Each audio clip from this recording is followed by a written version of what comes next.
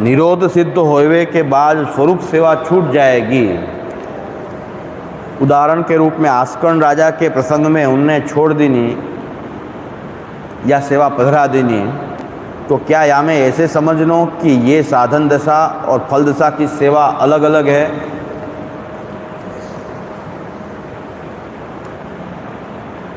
आ सेवा जे छे ए सेवामां ज साधन अने फलावस्थानो अनुभव थाय छे। सेवा एक ज रहे छे, आपणी अवस्था बदलाय छे, साधनावस्था अने फलावस्था। हवे आस्कर्ण राजाए एमनुं चित्त निरुद्ध थया पछी सेवा छोड़ी दीधी।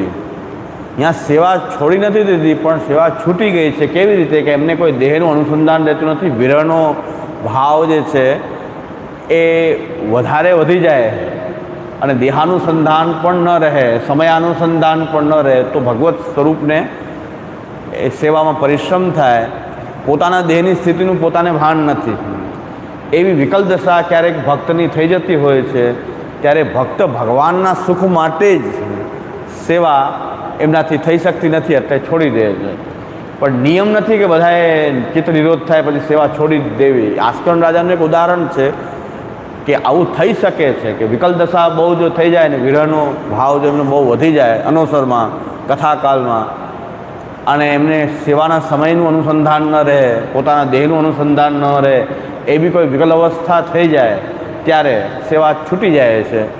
એમ આસ્કરણ રાજાને કોઈ સેવા છોડવામાં પ્રીતિ નથી, પણ એમાં પણ એક સેવાનો જ ભાવ છે કે ઠાકોરજીની સુખનો ભાવ એમાં છે કે ભાઈ બે બે ત્રણ દિવસ સુધી એમનો વિરહનો ભાવ છૂટે જ નહીં, તો ઠાકોરજી બિરાજા રહે, પરિશ્રમ થાય, તો ઠાકોરજીના સુખનો વિચાર કરવો એ સેવા છે।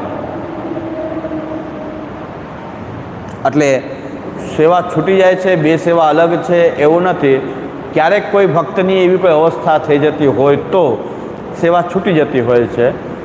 છતાં પણ આસ્કરણ રાજા શ્રી મહાપ્રભુજી ગુસાઈજીને ત્યાં પોતાના ઠાકોરજીને પધરાવીને એ માનસી સેવાનો અનુભવ કરે છે। પણ રોજ વાર્તામાં આવે છે કે રોજ એક વખત આવી અને પોતાના ઠાકોરજીના દર્શન રોજ કરી જતા શ્રી ગુસાઈજીને ત્યાં આવીને।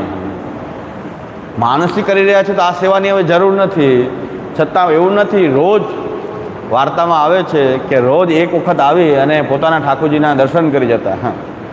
અને પૂરો દિવસ એ પોતે માનસીનો અનુભવ કરતા હતા।